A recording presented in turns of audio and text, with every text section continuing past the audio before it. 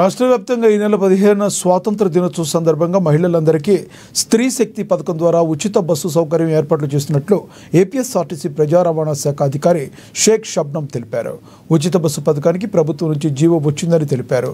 దీని ప్రకారం మహిళలు Palle Velugu, city ordinary, metro express సర్వీసులు బస్సుల్లో ఉచితంగా ప్రయాణించవచ్చునని తెలిపారు.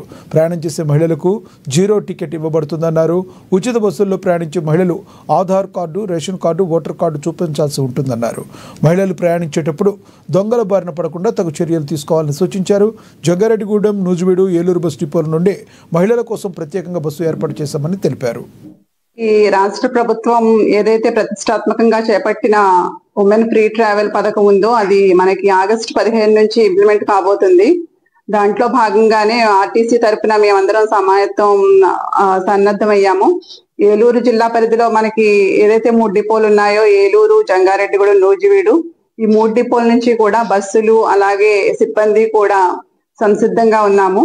మనకి రాష్ట్ర ప్రభుత్వం నుంచి నిన్న జీవో విడుదలయ్యిందండి. దాంట్లో భాగంగా జీవోలో మనకి గవర్నమెంట్ వారి తరపు నుంచి వచ్చిన ఇన్స్ట్రక్షన్స్ మేరకు మనకి 5 ప్రొడక్ట్స్ కి మహిళలకి ఉచితం వర్తిస్తుంది. అవి Palle Velugu, ultra Palle Velugu, express, city ordinary అలాగే మెట్రో ఎక్స్ప్రెస్ బస్సులు.